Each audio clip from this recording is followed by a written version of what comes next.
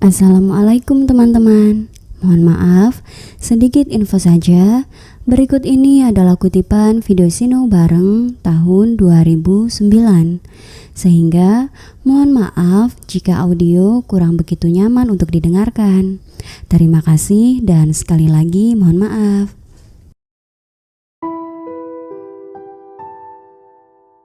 Kurban itu satu metode untuk mendapatkan kedekatan, itu namanya kurban.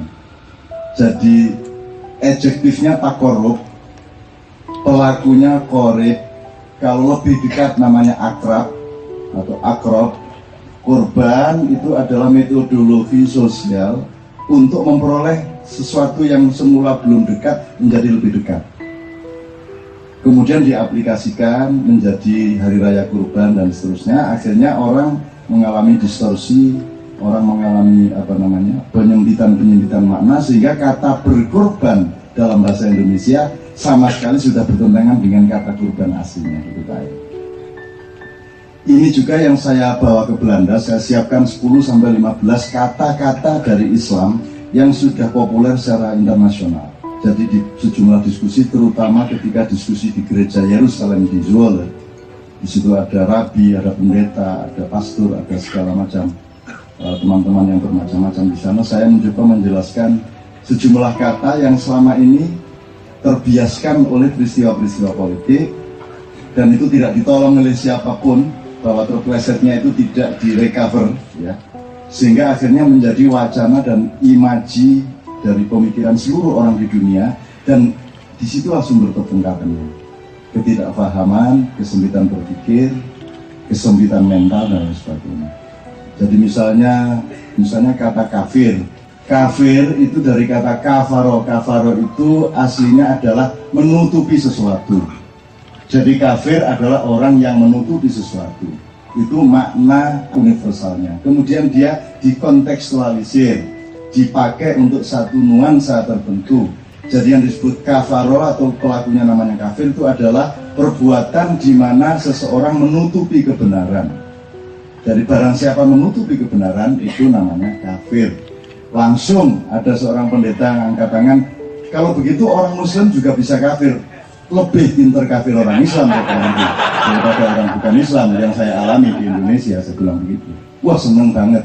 Sehingga dia merasa lebih aman dengan penjelasan seperti itu. Terus saya jelaskan ada 8 macam kafir. Yang umum biasanya dikenal ada 3 macam kafir. Ya, tapi malam ini tidak perlu saya jelaskan satu persatu. Tapi pokoknya segala konteks dan peristiwa dan pengalaman Anda di mana Anda menutupi kebenaran, itu namanya kafir. Satu contoh saja, seharusnya Anda terima kasih kok Anda tidak berterima kasih.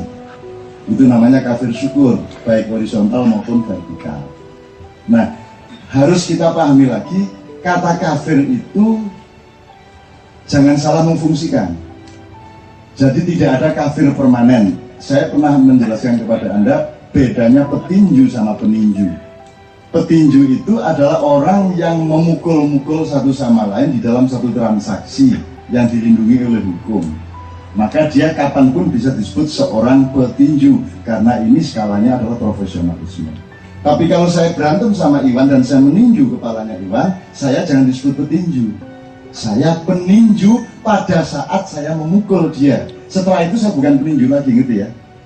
Nah, di Indonesia itu ada kekeliruan klaim sosial yang luar biasa. Jadi ini sekarang sedang musim haji, saya kasih contoh yang lain. Tadi malam di Padang Bulan juga kita diskusikan. Di Indonesia, orang yang disebut haji adalah orang yang sudah lengkap menjalankan syariat haji, maka dia pulang menjadi haji. Itu salah besar.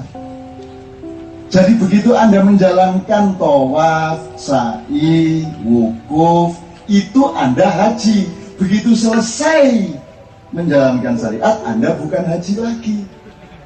Lah kok malah pulang ke Indonesia malah disebut Haji Iwan. Jadi itu kekeliruan yang luar biasa. Jadi haji adalah seseorang yang sedang menjalankan syariat haji. Begitu selesai menjalankan, dia bukan haji lagi. Jadi itu malaikat itu tiap hari ketawa. Asal pulang dari Indonesia, kok guyu WL? Makasih Jibril. Niku lho, ndamel kaji sedoyo niku haji haji. Niku ndak ada haji kok di Indonesia. Haji itu ya di Arab. Sebab syariat itu dijalankan di Arab. Jadi kalau di Indonesia tidak ada haji. Tapi berani Anda merombak ini? Ini aja nggak bisa merombak, mau merubah Republik Indonesia. Ya, oke, ini sekedar ilmu kata, sangat sederhana. Ini cuma epistemologi. Jadi kafir itu juga begitu. Kafir adalah ketika Anda menutupi kebenaran dalam hal apapun. Korupsi itu adalah seharusnya 50, tinggal 30 karena yang 20 ditutupin, kan begitu. Karwo menang melawan Khofifah itu, andaikan bisa diselidiki, Anda bisa menemukan kekafirannya, kekufurannya berapa macam. Bagaimana cara menutupi suara di Bangkalan dan lain sebagainya. Nah, tapi kan tidak mungkin pemilu, pilkada dikaitkan dengan kata kafir. Jadi ini masyarakat modern atau bukan? Masyarakat modern adalah masyarakat yang memiliki ciri-ciri intelektualisme, sehingga dia tidak punya kesembronoan untuk mengklaim sesuatu secara non-akademis, kan begitu. Nah sekarang yang terjadi pada kita adalah masyarakat yang non-akademis, non-ilmiah, masyarakat yang bondonya asumsi. Asumsi, talk show di televisi itu isinya asumsi. Jadi begitu gampang orang melakukan kekufuran. Jadi orang-orang yang sering menuding kafir, menuding Anda kafir itu sebenarnya sedang melakukan atau sedang menjadi kafir yang luar biasa. Gitu loh. Nah maka metode kebudayaan adalah metode utama di dalam menjalankan agama sebenarnya. Karena sekarang pelaku utama agama ada dua ya, satu ilmuwan, yang dua seniman.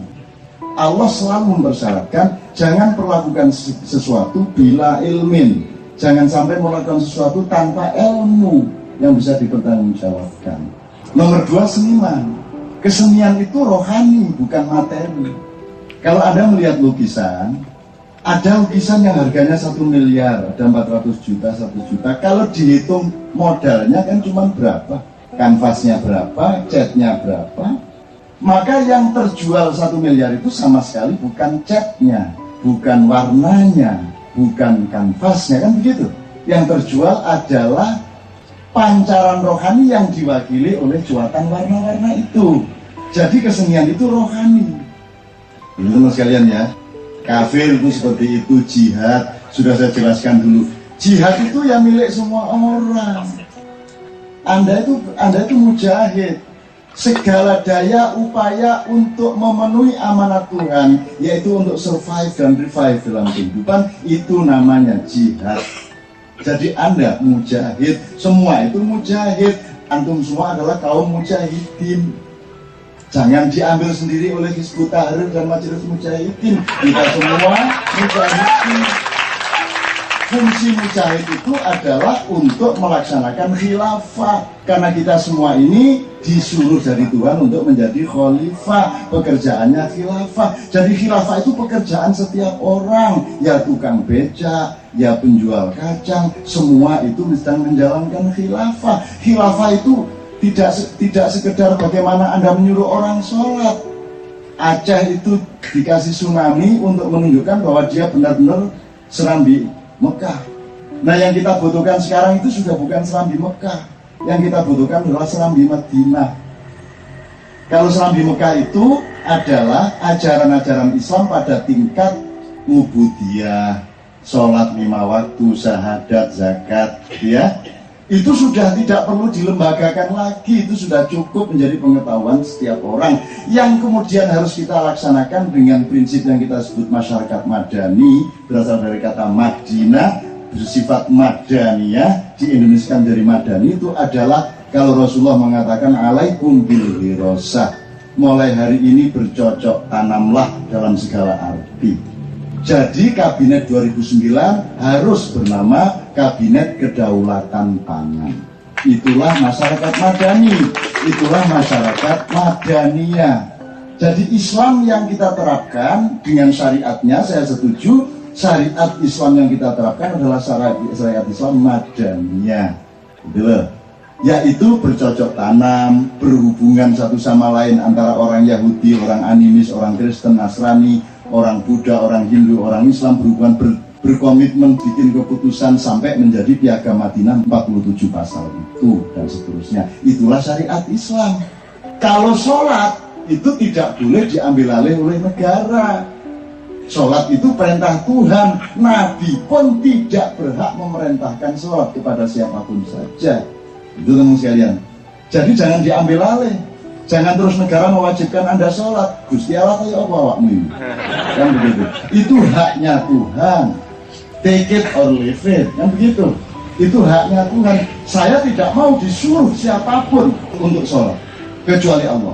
Kalau Nabi Muhammad nunkon dikongkon Gusti Allah sendiri, itu dia ngasih tahu bahwa saya disuruh, nah, saya sholat. Itu namanya ibadah makhluk, ya. Dan seterusnya, dan ada banyak istilah-istilah Islam lagi yang kemudian saya jadikan wacana di gereja-gereja, dan ada banyak hal yang saya sampaikan di sana. Misalnya hari pertama kita pentas di gereja Triumfator namanya, dan mereka tanya mengenai terorisme segala macam. Ya karena teroris itu kan sukanya makan padi, maka mereka jadi teroris. Mereka makan padi. Terus saya tanya, you know rice? Tapi rice ini kan belum jelas. Rice ini sego, nasi, apa beras, apa padi. Dalam bahasa Inggris sama semua. Nah, hanya orang Indonesia yang bisa menjelaskan. Kalau kamu menjalankan agama, tolong padinya ditutuse, dimasukkan ke hiler apa pabrik untuk jadi beras. Setelah jadi beras, dipususi, diliwet, baru badoken. Nah ini padi sudah dimakan, ya mesti nyamuk sampai ya. Garam, kepang, mangan, pari, kan gitu kan. Nah, jadi agama, ilmu atau apapun itu mesti ditutu, mesti diijtihadi, dimujahadai. Jangan dimakan sebagai padi, difikirin. Terus ada lagi di gereja lain saya bilang gini loh, ada kata-kata mutiara, cintailah istrimu dan hormatilah istri tetanggamu. Jangan dibalik, cintailah istri tetanggamu, hormatilah istrimu. Rusak kan dunia kan? What is the relation between this and the religion? Loh ya, agama itu kadang-kadang mudah memahami kalau kita ibaratkan istri. Seperti istri, jadi kamu punya istri sendiri, saya punya istri sendiri, dan ada beberapa persyaratan di dalam pergaulan sosial. Saya tidak perlu tahu berapa ukuran BH istrimu, betul enggak? Itu nggak usah dirunding, nggak usah ada dialog antar pemakai BH, ya nggak usah, nggak perlu. Jadi dialog antar agama itu tidak perlu. Dialog budaya, dialog ekonomi, dialog sosial antar pemeluk agama sangat perlu. Tapi kalau dialog teologi tidak perlu, sudah biarin aja, biarin. Itu istri masing-masing dan tidak perlu dipertandingkan istri siapa yang pantatnya lebih besar. Kan begitu kan? Oh, baru ketawa cekikian, iya. Wah, hari ini saya lebih cinta kepada istri saya. Akhirnya mereka segar karena kita hanya di Indonesia ada istilah-istilah seperti itu. Yang tidak karu-karuan gitu. Tuh, teman sekalian. Nah itu contoh-contoh saja.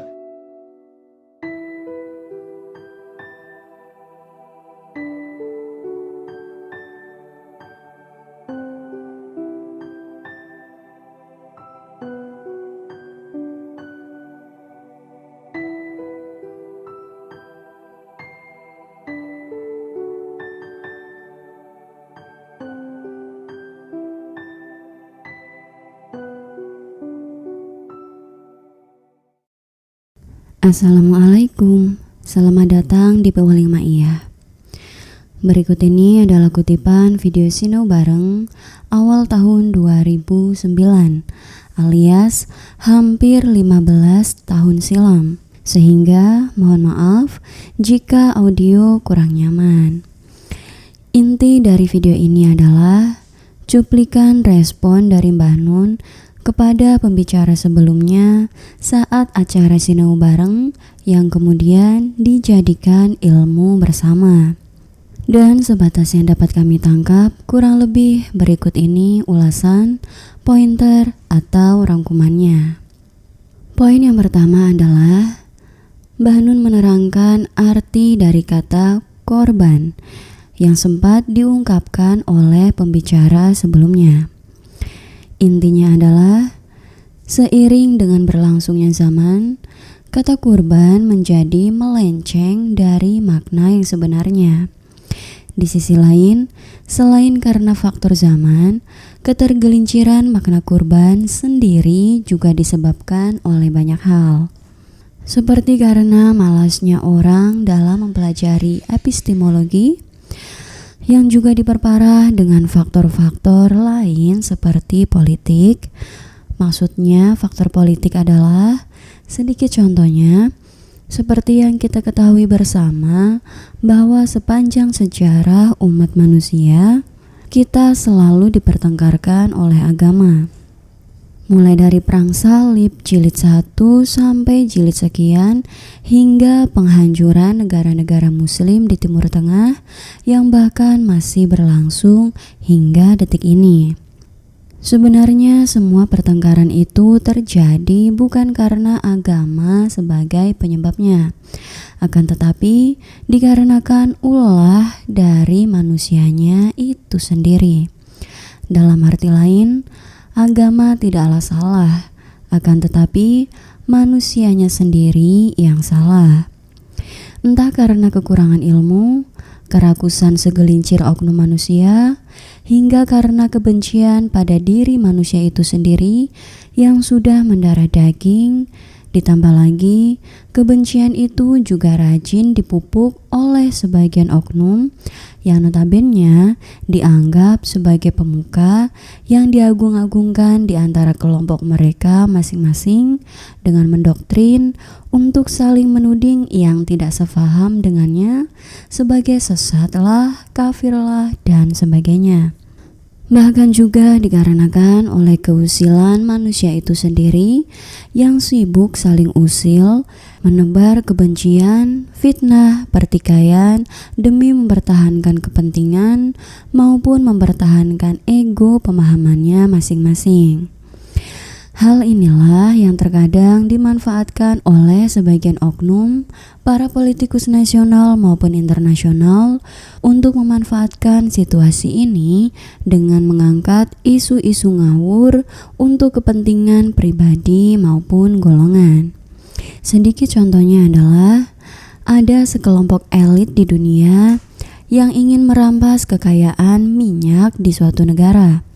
Kemudian mereka membuat drama dan konspirasi untuk menipu, mengelabui, membodohi penghuninya. Seperti dengan menawarkan kemajuan, kecerahan, atau istilah-istilah lainnya seperti Arab Spring misalnya, Renaissance atau masa pencerahan, dan sejenisnya itu. Namun faktanya, itu hanyalah pembohongan yang nyatanya berniat untuk menjajah dan merampas kekayaan dari suatu negara tersebut. Dan jika ada yang menghalangi atau tidak setuju, maka akan dituduh sebagai teroris lah. Kemudian membuat drama seperti lambang-lambang yang dipelesetkan lah, yang seolah-olah menggambarkan bahwa lambang atau simbol tersebut adalah lambang mereka, sehingga terjadilah distorsi dan bias terhadap lambang itu sendiri. Misalkan, ada kain hitam bertuliskan tiada Tuhan selain Allah dan Muhammad utusan Allah menggunakan lafaz Arab. Kemudian buat drama agar menjadi bias sehingga orang akan sinis dan bahkan menangkap dan dituding itu simbol teroris lah, Syiah lah, si Bella, si Cela, dan sebagainya itu. Sehingga orang-orang saling sibuk bertikai dan bermusuhan sesama mereka. Saat mereka disibukkan dengan pertikaian tersebut, maka para perampok itu akan dengan leluasa merampas harga diri, martabat, hingga sumber kekayaan. Hal itu adalah contoh kecil akibat dari terpelesetnya pemahaman yang ditimbulkan oleh politik, sehingga menjadi bias, bahkan tak hanya sekedar menimbulkan bias atau keterpelesetan makna yang sesungguhnya, akan tetapi juga dapat mengakibatkan fobia bahkan terhadap kata, istilah maupun logo tertentu. Sampai di sini, mari kita kembali kepada kurban yang Mbah Nun terangkan. Intinya, menurut Mbah Nun, kurban itu adalah satu metode untuk mendapatkan kedekatan. Itulah kurban. Secara bahasa, kurban sendiri berasal dari kata koroba yukoribu yang berarti dekat. Adjektifnya takorub, pelakunya korib, dan kalau lebih dekat akrob, atau dalam bahasa Indonesia akrab. Jadi secara garis besar, kurban adalah metodologi untuk memperoleh sesuatu yang semula belum dekat menjadi lebih dekat. Contohnya, menunaikan kurban itu selain menjalankan perintah Tuhan, juga menjalankan metodologi sosial, sehingga dengan berkorban kita menjadi lebih dekat kepada sesama. Karena yang Tuhan perintahkan untuk berkorban adalah bagi siapapun yang mampu secara ekonomi, sehingga yang menerima korban adalah mereka yang membutuhkan. Dan dalam dunia ini, tidak semua seberuntung kita mampu memakan daging kapanpun saja. Sehingga dengan berkorban, maka selain kita menjadi lebih mendekatkan diri kepada Tuhan karena menunaikan perintahnya, kita juga mendekatkan diri secara hubungan sosial sesama umat manusia. Jadi intinya, kurban adalah suatu proses untuk menjadi lebih dekat baik secara vertikal maupun horizontal. Namun, seiring dengan berjalannya zaman, kata kurban menjadi jauh melenceng dari artinya. Sehingga dalam bahasa Indonesia, kata kurban sekarang menjadi bertentangan dengan arti yang sesungguhnya. Di zaman kita sekarang ini, saat mendengar kata berkorban, maka seolah-olah adalah kita merelakan sesuatu hal yang kita cintai, baik harta, peliharaan, ataupun sejenisnya. Dan itu sudah jauh meleset dari makna sesungguhnya yang bermakna mendekatkan. Poin selanjutnya adalah Mbah Nun lebih melebar untuk menerangkan contoh-contoh yang lainnya. Beliau bercerita beberapa bulan yang lalu beliau ke Belanda, keliling ke beberapa gereja-gereja yang dihadiri oleh rabi, pendeta, pastor, dan lain sebagainya. Beliau bercerita bahwa tujuan beliau keliling ke gereja-gereja di Belanda dan Eropa, salah satunya tujuannya adalah untuk memperhatikan hal yang selama ini kurang diperhatikan oleh kebanyakan orang, yakni meluruskan atau merecovery istilah-istilah dalam Islam yang sudah terlanjur terkenal secara internasional namun dengan makna dan arti yang kurang tepat, sehingga mengakibatkan pertengkaran dikarenakan ketidakfahaman dan kesalahsangkaan. Seperti misalnya kata kafir. Arti kata kafir tampaknya perlu direnungkan lagi oleh banyak orang. Pasalnya, kata kafir sangat sering disalahartikan, bahkan sudah sangat melenceng dari hakikatnya dan digunakan tidak pada tempat yang semestinya. Namun, yang pertama harus diingat adalah diperlukan pengertian yang dalam serta pikiran yang terbuka dalam memaknai kata kafir. Memanglah benar bahwa kata kafir sendiri sering disebutkan dalam Al-Quran. Namun sayangnya, belakangan ini istilah kafir ini menimbulkan banyak polemik karena dianggap sebagai julukan yang bersifat ofensif bagi umat non-muslim.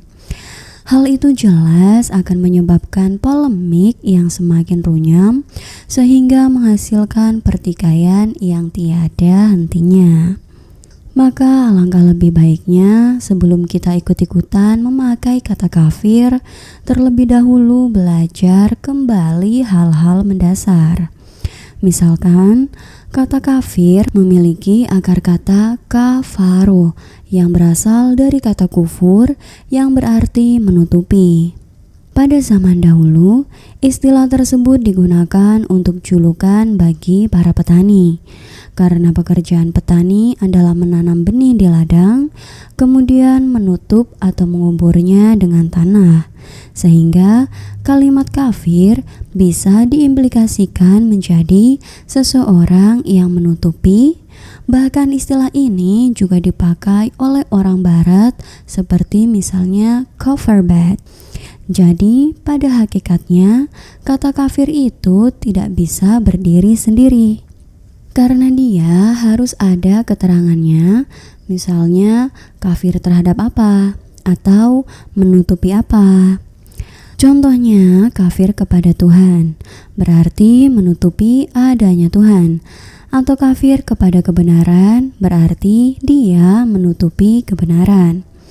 Sehingga jika ada yang menuding seseorang kafir, maka sebenarnya kata itu masih menggantung karena kafir terhadap apa masih belum jelas. Dalam Al-Quran sendiri kata kafir banyak disebutkan dengan bermacam hal. Seperti misalnya Allah menyebut kafir bagi siapa saja yang menutupi kebenaran bahwa Allah Maha Esa. Dan masih banyak contoh-contoh lainnya dalam Quran tentang penyebutan kata kafir. Jadi kata kafir yang orang maksud lebih tepat jika disematkan kepada orang yang menutupi kebenaran. Dan hal itu bukan hanya terbatas dalam agama saja. Seperti misalnya koruptor itu juga bisa disebut kafir karena dia menutupi kebenaran. Misalnya seharusnya 40 juta tapi laporannya 100 juta, sementara yang 60 juta ditutupi oleh si koruptor tersebut. Jadi intinya kata kafir itu kurang tepat jika hanya ditujukan kepada orang yang non-muslim. Karena pada hakikatnya orang Islam sendiri juga tak sedikit yang berlaku kafir alias menutupi kebenaran. Contoh dari Mbah Nun yang lainnya adalah misalnya saat pilkada ada salah satu dari calonnya yang berlaku curang dengan cara menutupi suara di suatu desa atau di suatu daerah tertentu. Maka calon itu adalah kafir. Namun sayangnya, karena kata kafir sudah dipelesetkan, maka tidaklah mungkin pilkada dikaitkan dengan kafir. Padahal, jika kita memahami hal di atas, maka jelas ada kaitannya antara pilkada dengan kafir. Karena demi untuk mendapat kursi jabatan, orang rela menutupi kebenaran. Bahkan tidak jarang orang berlaku curang hingga saling sikut, saling jegal, bahkan saling tikam. Atau perumpamaan yang lainnya adalah saat seharusnya kita berterima kasih, tapi kita tidak berterima kasih, maka kita kafir syukur. Baik kafir vertikal maupun kafir horizontal. Dan masih banyak perumpamaan-perumpamaan yang lainnya dari Mbah Nun yang intinya adalah kata kafir itu sudah terlalu jauh melenceng dari hakikat yang sebenarnya. Namun yang perlu juga diperhatikan adalah kata kafir ini tidak permanen alias dinamis. Artinya tidak ada kafir permanen. Seperti yang juga Mbah Nun sarankan bahwa kata kafir jangan sampai salah memfusikan karena tidak ada kafir titik alias tidak ada kafir permanen. Karena pada hakikatnya manusia itu dinamis, bahkan manusia sendiri tidak tahu apa yang akan terjadi nanti, besok, dan kelak. Sehingga tidak ada yang namanya kafir permanen. Seperti halnya yang Mbah Nun perumpamakan bahwa beda antara peninju dengan petinju. Petinju adalah orang yang memukul-mukul satu sama lain di dalam suatu transaksi yang dilindungi oleh hukum. Maka, kapanpun saja dia bisa disebut seorang petinju karena skalanya adalah profesionalisme. Sementara kalau saya meninju kepala seseorang, maka saya bukan petinju, akan tetapi saya meninju kepala seseorang di waktu tertentu dan tempat tertentu. Setelah itu saya bukan peninju lagi. Sementara di Indonesia, banyak orang yang keliru dan salah menempatkan sesuatu. Misalkan yang lain, haji itu ya di Mekah, sementara sepulang ke Indonesia sudah bukan lagi haji. Akan tetapi, yang terjadi di Indonesia adalah ketika orang pulang ke Indonesia setelah haji, dia disebut haji. Bahkan dirayakan bersama namanya. Misalnya Haji Agus dan seterusnya. Menurut Mbah Nun, itu adalah sebuah kekeliruan karena haji itu ya saat menjalankan syariat haji, setelahnya bukan lagi haji. Begitupun kata teroris. Saat ada teroris misalnya, dia itu teroris saat melakukan teror. Akan tetapi sesampainya dia di rumah, saat dia menyayangi anaknya, istrinya, orang tuanya, maka dia bukan lagi teroris. Begitupun dengan kata kafir, tidak ada yang namanya kafir permanen, seperti halnya teroris, tidak ada teroris permanen. Karena teroris itu ya saat dia melakukan teror itu saja, bukan lantas tiap saat dan dimanapun saja dia meneror. Begitupun kafir.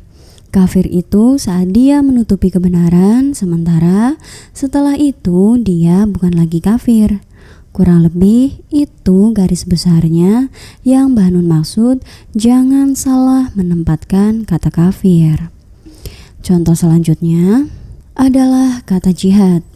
Jadi menurut beliau, jihad itu milik semua manusia, bukan hanya milik golongan atau milik lembaga saja. Karena siapapun saja yang melakukan daya dan upaya untuk kebaikan, maka dia sedang berjihad. Misalnya seorang suami mencari nafkah, maka dia sedang berjihad.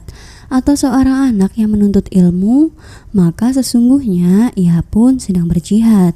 Jadi, kata jihad maknanya sangat luas, tidak hanya sekedar berperang saja. Poin selanjutnya, Mbah Nun sedikit bercerita. Jadi, saat beliau ke Belanda dan berkeliling ke gereja-gereja, ada yang bertanya, kenapa orang Islam ada yang menjadi teroris? Mbah Nun menjawab yang intinya adalah, menurut beliau itu karena dia makan padi. Maksudnya adalah agama, ilmu, dan lain sebagainya itu diibaratkan seperti padi yang jangan dimakan mentah-mentah, akan tetapi harus ditumbuk dahulu atau dimasukkan ke mesin dahulu untuk diolah menjadi beras. Setelah menjadi beras pun juga jangan langsung dimakan, akan tetapi dicuci terlebih dahulu, kemudian dimasak agar menjadi nasi, barulah dimakan.